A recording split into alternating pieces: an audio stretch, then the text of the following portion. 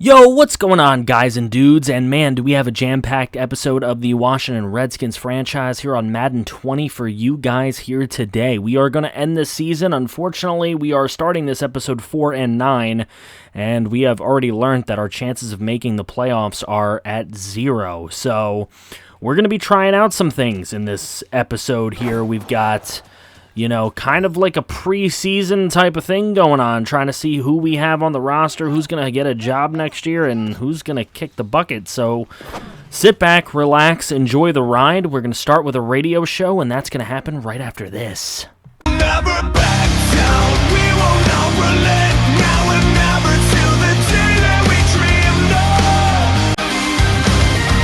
The day that we dreamed of. Okay, time for that radio show, and we've got a couple Twitter questions, so let's go right away to the Twitter. First up, we got my man RNP. RNP's question is, with Haskins looking absolutely pathetic lately, my inside sources tell me Wes Lunt is interested in playing for the Redskins. Also, with DeMarcus Lawrence eating us alive, could we expect a blockbuster trade for Lawrence in the offseason? No, I don't think you can expect that. I think the Cowboys wouldn't be willing to give him up if you gave them your next 5 first-round picks. So we're not going to even try it. And as far as Wes Lunt, I'm happy for the interest, but I think we are going to stick with who we have for now and possibly draft a man in the draft if need be. Next question's coming at us here from the homie AP of APSN. Check him out. After Haskins struggles last week, what will be the plan at quarterback? Are you looking to do a mid-season quarterback change? Well, unfortunately, we're a little past the midway point of the season, but I do think that the Redskins are looking at their options at quarterback. Now, from what I'm seeing, Alex Smith is not having a very good practice week, so I don't think they're actually looking towards that. They might be looking to bring in Grayson Flaherty for a little NFL playing experience, and we'll see when he takes the field, how often he takes the field in today's episode. It's going to be important to find out. So let's go to our weekly video question. Mr. Nicholas, what do you have for us today? After resurgence from Haskins, where he did look a lot better, there still are some questions about the team, as a lot of sloppy turnovers cost them. Is there any way you can mitigate this and maybe bring some momentum into next year? The season is looking pretty grim, but 2 close games against 2 rivals where you could have won both without a bunch of sloppy errors.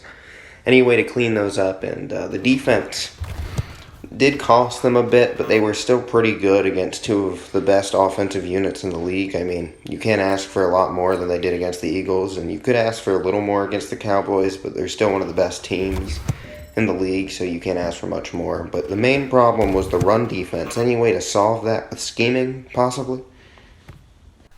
It's interesting you bring up the run defense because that's definitely something to take a look at here with this Washington team. It's been extremely bad. It has been probably one of their worst run defenses in recent memory, and that's definitely saying something. Running backs have been able to run all over this team all year. Zeke Elliott's just one of those guys. Miles Sanders had a day against them. I mean, they have had some trouble against running backs all throughout the season, and they're going to be facing a tough one in Tariq Cohen coming up here this very next week. And you really want to see what they're able to do in the run defense department. Now, as far as the sloppy play and the turnovers, you can attribute that somewhat to Haskins, and hopefully he can clean that up. And there has been some fumbles out there, and Jordan Reed and, even Darius Geist to some extent have been the problem there. So the ball carriers have to be better, Haskins has to be better, and we'll see if Haskins keeps his job or loses it. But it's going to be a big week, as we hear we'll have 3 games coming up, starting with the Bears here. So here's some quick highlights against the Bears. There's a touchdown in the back of the end zone, and that is Burton. And he's got the Bears on top early there, 7-0. So now Redskins with a chance here in the red zone on a 3rd and 7, and it's Haskins. He's taking a long time. He throws one up, and that one could have been picked off. Not exactly what you want to see from Haskins. He's already thrown a pick in the game. So now 7-3 again. Redskins with another chance, and an inaccurate pass from Haskins gives his man no chance. Here is a very errant field goal attempt from Hopkins, who also hasn't been as good this year as he was last season. So now here is another throw, and that one was actually a dime by Haskins. That is a beautiful throw.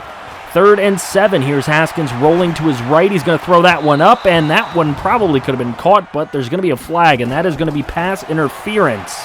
And that gives the Redskins new life in this drive. But look, another errant throw from Haskins there, and now on 3rd and goal, that one just a drop from Darius Geis that probably could have been caught. Wouldn't have been a TD anyways, but it's a 7-6 game nonetheless.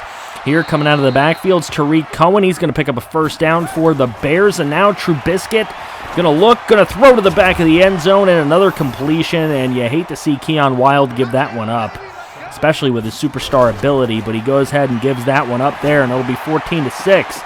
And then here's a throw, and that one's going to be incomplete, a little inaccurate, I guess you could say, and Grayson Flaherty makes his appearance in the second half, as Coach Jamal McCoy just got too fed up with what was going on, as Geis picks up a first down here. Now a 3rd and 8 with Grayson Flaherty, and look at that throw on the slant route. I mean, it's an easy route to throw, I would say, but he did better than Haskins probably would have in that situation, and that leads Darius Geis to be able to get his way into the end zone and get a big rushing touchdown. 2-point conversion would be up next. It would be good. And now the Bears trying to get that lead back, as there's going to be an incompletion. And look at that. Even the Bears receivers can mess up a little bit. Taylor Gabriel not able to bring that one in. Here's Flaherty under pressure, and he gets the good throw over to Damian Ratley, who rattles his way into the end zone for the touchdown. And the Redskins go on top. So now Bears later on are down by 4 points here, and that's a nice throw by Trubisky under pressure with 2 minutes remaining. So now under 2 minutes left, Tariq Cohen, and this rushing defense that Nick brought up just cannot get the job done, as Tariq Cohen eats them alive and takes the lead back for the Chicago Bears. So now here's Flaherty. He's trying to make this comeback, gets it to Terry McLaurin. That's going to be a nice play. And now Flaherty is going to throw this one. That's going to be complete, and that's to Darius Geis for a first down. But the Redskins not having a lot of time here. They're going to hand one off to Geis, and that's going to set them back a little bit. They have to call timeout. It's now 2nd and 15. Maybe some bad coaching decisions here, and Flaherty is going to go down. He doesn't go down on the first hit, but Khalil Mack gets there for his 3rd sack total this game, and he comes in for his 4th sack on 3rd and 30.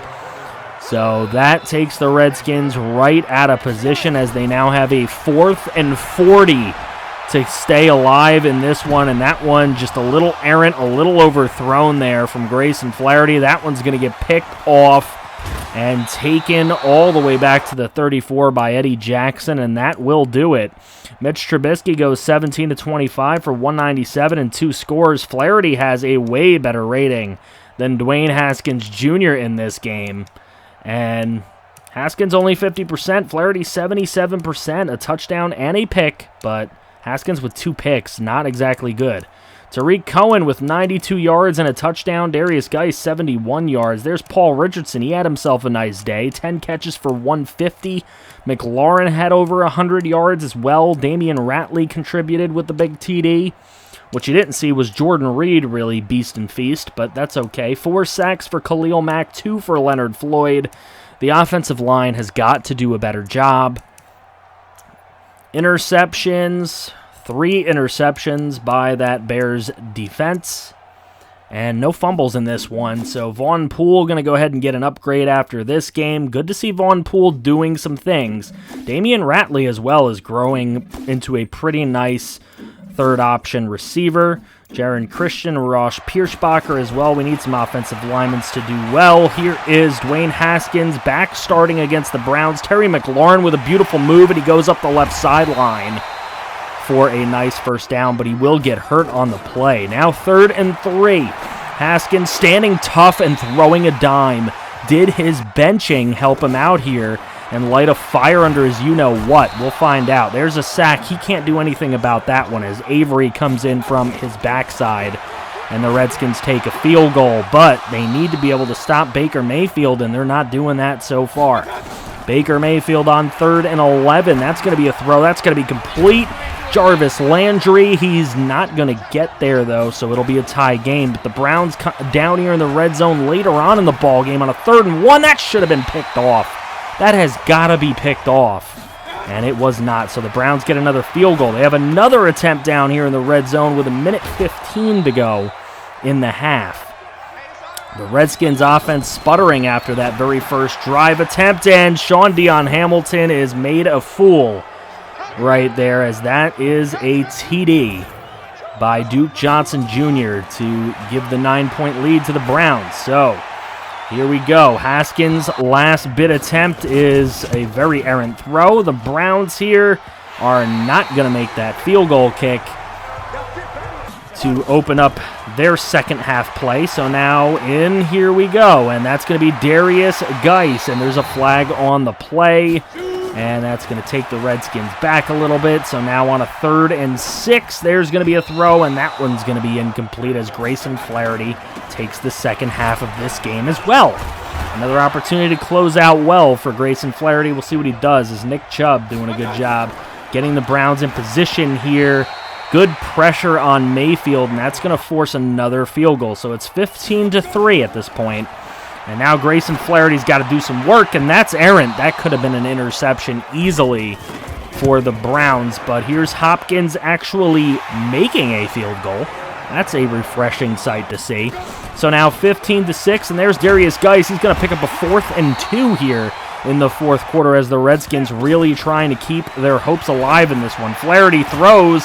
Ratley should have had that one. It hit his hands. I don't care who hits you. You have to make that play as the Browns get another field goal, make it 18-6. And Flaherty could have made that throw. He did not. Incomplete on 4th down, and the Browns take over. They're going to win this game. Baker Mayfield, 28 of 40 for 259 and a score. Haskins went 7 of 12, no touchdowns, no picks. Flaherty went 6 of 18, no touchdowns, no picks. So neither quarterback particularly getting anything going on offense in this one. Receiving, almost non-existent. McLaurin had the most for us, and he got hurt early. So obviously not a great receiving game for anyone on our squad. Sean Dion Hamilton had a hell of a day on defense, though. 11 tackles, 1 for loss.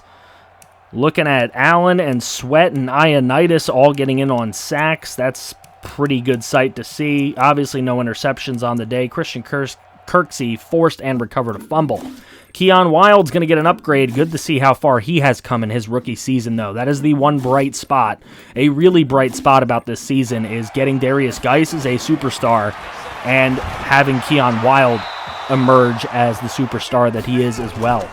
So early on in this ball game, it's a 7-3 game here again in our final game, our 16th game against the Ravens, until Mark Andrews scores the touchdown for the Ravens. The extra point is no good, however, but the Redskins, Dustin Hopkins, again missing another field goal. Now it's 16-7 in favor of the Ravens, and the pass to Willie Snead is going to make it an even worse game for the Redskins. Now 23-15. Hopkins does make that field goal, makes it 23-18, but now it's 30-18. And that pick right there by Grayson Flaherty as he plays the second half yet again is going to go to the house by Earl Thomas. And that's pretty much going to end the Redskins' hope here. That was really not a great game at all for the Redskins in the in-state rivalry game. Lamar Jackson, 25 of 33, 253, 4 TDs, 1 pick. Even Justin Tucker completed a pass. Grayson Flaherty was 19 of 30. He played the whole game, actually. 258, 1 touchdown, 2 picks. So Grayson Flaherty get his first NFL start, and he got a welcome to the NFL from the Ravens defense for sure. So here we go. Terry McLaurin, 72 yards and a touchdown. Jameson Red played in this game for a lot of it as we put a lot of younger players in to see what they could really give us, see if they have a chance of making the roster maybe for next year. That's definitely what we want to see. We put guys that we wanted development for in this thing, as we're we only had 4 wins on the year, and we're going to remain that way. We're going to be a 4-12 team at the end of the season. Darius Geis gets an upgrade. Montez Sweat, that's another guy that has emerged as a very good player on this team. Delbert Lynn got some upgrades. Deron Jackson got some upgrades.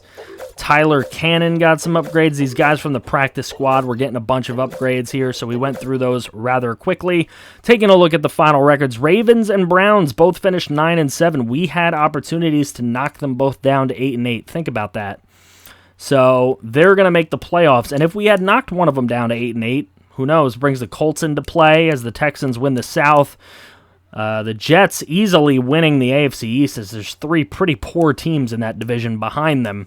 So good for the Jets getting in the postseason. Chiefs and the Chargers will get in as well. Broncos and Raiders looking pretty poor as well. See, we could have brought the Colts into play, but we weren't able to get any wins there. Packers go 10-6. They win the North. That's a very good division, though. Bears, even with beating us, didn't make it. NFC South, Panthers win the division. Falcons will make the playoffs. Kaz's Buccaneers go 8-8, and the Saints go 8-8. Cowboys 10-5-1 will win our division. 9-7 for the Eagles. They will make the wild card. 8-8 for the Giants. Pretty good season for them, considering. And we go 4-12 as the worst defense, pretty much in the division. Seahawks go 11-5. Cardinals go 8-7. Rams 8-8. And the Niners 7-9. So a lot of middling teams up there, and that's going to put us the worst of them all. We get the number 1 overall pick in the offseason. So I hope you guys are ready for that offseason stream. That'll come probably a couple videos down the road as we still have some scouting video to put out. And I have the Super Bowl coming out next episode that you guys are going to want to watch, and we'll see who makes that in just a moment. Taking a look at our stats for the season, Haskins had 13 touchdowns, 18 interceptions. Flaherty, 2 touchdowns, 3 interceptions. Neither quarterback really played that well, but maybe Grayson Flaherty with a little bit of development could maybe do something, but I don't know. Haskins surely is not the answer here, probably. We'll see what we can do to push him along, but he would have to really show out in preseason next year. He's going to have to win his job back. 1,500 yards for Darius Geis, 10 touchdowns. Very good season. We really want to have him cut down those 4 fumbles, though. We really need to see that happen. Bryce Love, 190 for him. Corey Grant didn't really run much. He was hurt for a lot of the year. When he came back, he ran a couple runs. He had a little bit of impact, but that's about it. Paul Richardson, our leading receiver, at 886 and 7 scores. And you can see the spread is pretty wide for the rest of the players on this team. Jameson Red, Joseph Vick had 1 career catch so far. So this is what I really want to look at. Oh my goodness. Morgan Moses played 9 games after we got rid of Trent Williams, and he gave up 17 sacks. I think we need to find any way that we can to get rid of this man. Tepper, in his first season, he gave up 16 and 16. Rouillet gave up 12 and 16. Scherf, 9 and 16. Von Clemens only gave up 6 and 16. And there's 3 guys I want you to look at here. Wes Martin, Wyatt Teller, and Kareem Leak, who only gave up 3 sacks in they played 3 games and they gave up no sacks for all 3 of them. So that's pretty good. Von Poole leads us in tackles. Keon Wild second. That's kind of weird, and that means our defense was terrible and everybody was getting to that 3rd layer, as Matthew and Ioannidis had 15.5 sacks. What a season for Ioannidis. 9 sacks for Montez Sweat at that linebacker position with 3 interceptions. Good year for him. 8.5 for Jonathan Allen. So good year there as well. Interceptions, Keon Wild leads us with 4. Montez Sweat with 3. Quentin Dunbar with 3. And 1 from everybody else who was able to get 1. Going into the deflections, look at that. 16 deflections for Keon Wild. That's pretty good. Looking at catches allowed, DeAndre Baker allowed a ton. He allowed 6 catches. I guess that's pretty much the most. Forced fumbles, Landon Collins cuts his forced fumbles in half. He had like 12 last year. He only had 6 this year. And only 1 recovery for anyone who was able to get one. We didn't have a safety, but we did have a block kick by Matthew Ioannidis. So, Dustin Hopkins goes 27 of 32 this year. Just a bit worse than last year. Not as bad as we all think, but just a little bit worse. Tress Way was a little bit worse as well, just in his net average, really. Tremont Smith was every bit as good as he was last year. 1,400 kick return yards and a touchdown. Gotta love what he was able to bring to the table. I'm so glad he won this job in preseason. And now, just a little look at the team statistics. As you can see, we had the second worst offense behind the Miami Dolphins. We had the worst passing offense, and we had one of the better rushing offenses, which is what kept us afloat, to be honest with you. Points per game, we were only like 5th worst there, but we were pretty bad. Passing touchdowns, we had the least. Rushing touchdowns, we were like somewhere in the middle. Yeah, pretty much exactly in the middle. First downs, we were the worst first down getting team in the league. Looking at defense, Seahawks had an awesome defense. We didn't have the worst defense, but we definitely didn't have the best defense. Let's see how many yards we actually gave up here. It is 5,600 yards, so like we weren't good at all. Our passing defense wasn't terrible. It was more middling, I would say. Yep, a little bit more middling. Our rushing defense, 4th worst. So, rushing defense was garbage this year. Points given up. We gave up the 3rd most points in the league. Sacks. We had the 3rd most sacks in the league, which is pretty good. Fumbles. We had the 6th most fumbles forced. And we had the 6th most interceptions in the league. So, we were pretty good at forcing some turnovers. 3rd down percentage was the worst in the NFL. Our 4th down percentage was pretty darn bad, and we were 100% on 2-point conversions. That's interesting. Red zone offense was the best. Red zone defense was the worst. So I guess that kind of evens out into somewhat middling of the team, and we were the least penalized team in the NFL. So, something to take there. Turnover differential, however, this is going to tell quite the story, ladies and gents, as we were tied for the worst with the San Francisco 49ers at minus 11. We had 32 giveaways. That is gross. We had 21 takeaways, which is 6th most, but we had by far the most giveaways. We have got to cut down on turnovers. Fundamental football has to be taught by Jamal McCoy, or he could be on the hot seat. So here's your wild card round. It's Browns at Jets, Eagles at Packers, Chargers at Ravens, and Falcons at Panthers. As we see who wins the wild card games, and the Browns over the Jets 35-14. They go into the half with a 21-14 lead, and they don't look back. The Packers over the Eagles with a 14-point 4th quarter comeback. And being that we're the Redskins in this series, we really like to see this, as the Packers were able to take them down. The Ravens with a 4th quarter comeback as well against the Chargers. They go into the tunnel down 17-13 and win it. Panthers just outright slam the Falcons the entire time, 38-17. They get the win there. And we move to the divisional, where the Browns go to Kansas City, the Panthers go to Seattle, Ravens go to Houston, and the Packers go to Big Bad Dallas.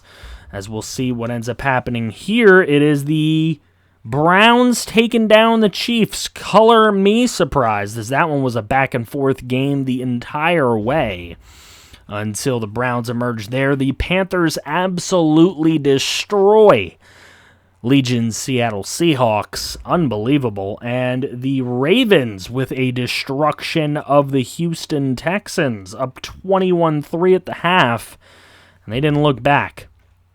34-31, Dallas with a huge 4th quarter overcomes the Packers, playing them extremely tough. And we go to the conference championships. It's the Browns at the Ravens and the Panthers at the Cowboys. We got a divisional matchup in the AFC to go to the Super Bowl, as we quickly take a look at who made the Pro Bowl here before we get into that. We'll just see how many Pro Bowlers we have. If you guys are interested in looking at other things, you can. Darius Geis makes the Pro Bowl as halfback number 3. Delbert Lynn, as a rookie fullback, has made the Pro Bowl. That's always nice to look at, to see your guy make it as a rookie. So 2 guys from our squad into the Pro Bowl already. What else can we get? We're not going to have any offensive linemen. Come on, let's be real here. Ioannidis, I kind of expected him to make it. I was hoping he would get there, and he did. All right, maybe a linebacker? I doubt it. Maybe. Montez Sweat, there you go. He's right outside linebacker number 1. And he's our 4th guy in the Pro Bowl. We didn't get Keon Wild to make it, though. That's somewhat disappointing. Look at that. Alan Cousin made it. Alan Cousin, congratulations, Brader. But 4 guys in the Pro Bowl, not too bad. And the Ravens, with a 21-point fourth quarter, are able to take it away from the Cleveland Browns, who were up 21-7 at the half. So big time blowing it for the Cleveland Browns as they let the Ravens come back in this game. And the Panthers are able to edge out the Cowboys. They go into the tunnel up 14-7. That's how it went into the fourth quarter. And the Panthers just hung on for dear life. And so it will be a Ravens-Panthers Super Bowl. That will be the next video brought to you. I will have a special guest commentating, so I hope you guys are definitely looking forward to that. Do not be afraid to like this video. Subscribe if you're new to the channel and you want to see more of this franchise, as well as the 3 other franchises in 3 different sports that I have going. It is franchise gaming all day, every day. I thank you for watching this, and I'll see you all next time. You're a pretty little star boy.